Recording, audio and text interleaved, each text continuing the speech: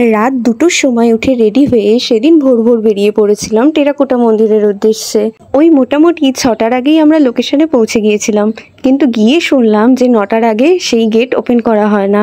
আসলে আমরা চেয়েছিলাম রোদ ওঠার আগে অন্তত নাচটা কমপ্লিট করে নেওয়ার, সেজন্যই এত সকালে বেরোনো।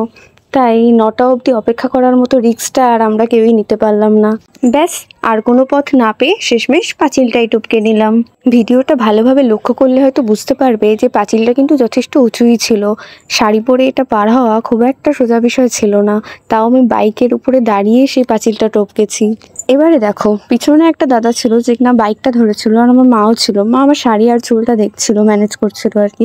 আর সামনে একজন ছিল, মানে পাঁচিলের ওপারে, যার জন্য এই পুরো পার্টের ভিডিওটা সেভাবে আর করা হয়ে ওঠেনি। চলো, অনেক কষ্ট করে ভিডিও করে ফেলেছি গাইস, একটা লাইক কমেন্ট করে যাও।